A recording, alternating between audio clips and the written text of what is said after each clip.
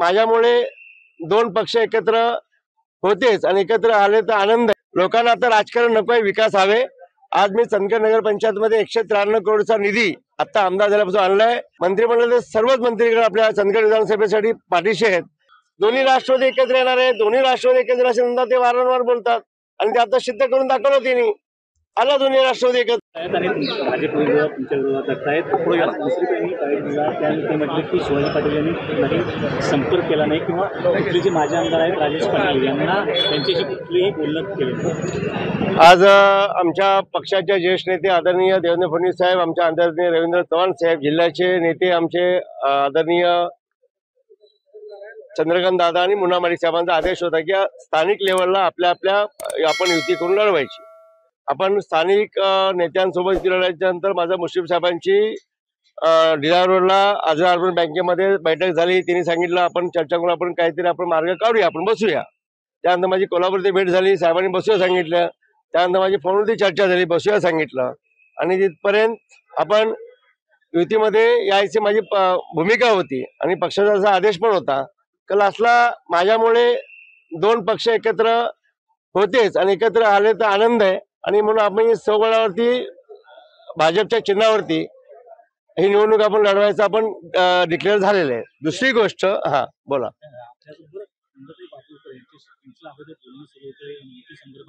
हा, नंदाताईंचं माझं प्रामाणिकपणे बोलणं चालू होतं। 4 बैठका झाल्या, त्यांनी 2, 4, 5 जागांचा विषय होता। नंतर त्यांनी 6 जागा मागितल्या, आम्ही त्या द्यायला तयार झाल्यानंतर त्यांनी 9 जागा मागितल्या।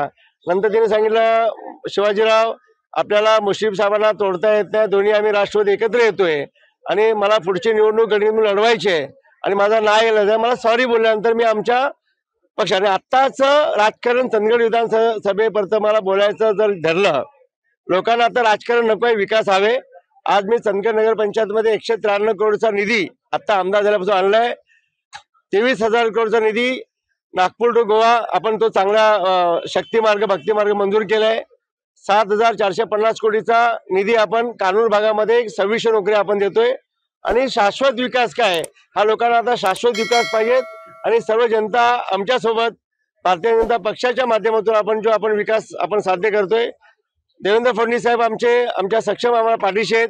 मंत्रिमंडळाचे सर्वच मंत्रीगण आपल्या चंदगड विधानसभेसाठी पाठीशी आहेत आणि लोकांना आता राजकारणापेक्षा शाश्वत विकास पाहिजे, तरुणांना रोजगार पाहिजेत, आमच्या महिला भगिनींना हॉस्पिटल पाहिजेत आणि आत्ताच मी सीएम साहेबांची सही घेऊन आपल्याला एक हॉस्पिटल आयुष्यमान हॉस्पिटल चंदगड भागामध्ये व्हावं या दृष्टिकोन आज भेट झाली। आत्ताच भेट करून आलो, साहेबांनी रिमार्क दिले आणि बेळगाव वेंगुर्ला रस्ता त्या पण 25 करोडचा निधी आता रिपेअरिंग म्हणून आपल्याला आता मंजूर झालाय आणि भविष्यात येणाऱ्या 1-2 महिन्यामध्ये बेळगाव वेंगुर्ले रस्ता 10 मीटरचा 500 कोटीच्या पुढे हा आपल्याला एक 2 महिन्यात 3 महिन्यात ते पण काम सुरू होईल आणि लोकांना आता राजकारणापेक्षा शाश्वत विकास आणि रोजगार हा याला प्राधान्य द्यायचं आहे आणि मेडिकलच्या दृष्टिकोनातून आम्हाला खूप मोठं आमच्या अडचण आहेत।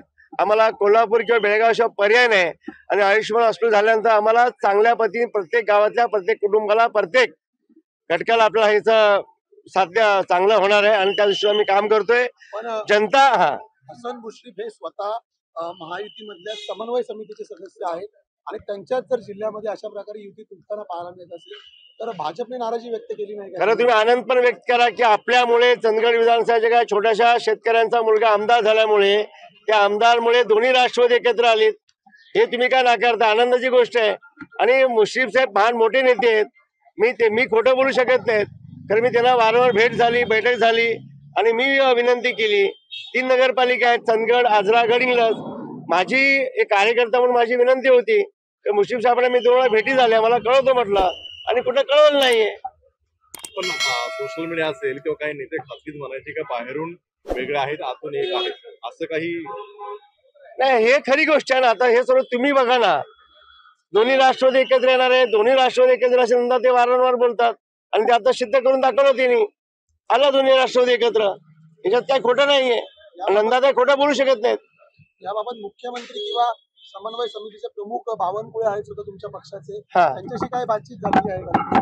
ह्या विषयावरती स्थानिक पातळीवरती स्थानिक ज्या आघाड्या असतील, ज्या त्यांनी पक्षाने सरळ डायरेक्शन दिलेले आहेत की स्थानिक पातळीवरचे तुमचे निर्णय असतील तुम्ही घ्या, तरी सुद्धा तिन्ही पक्ष आपण एकत्र काम करत असताना मला विचारणा होती आणि मी माझं विचारण्याचा मी आमदार स्थानिक आमदार म्हणून मला विचारणा भाग होता. मी त्यांच्या कानी घातलं कारण मला तो रिस्पॉन्स भेटलेला नाहीये.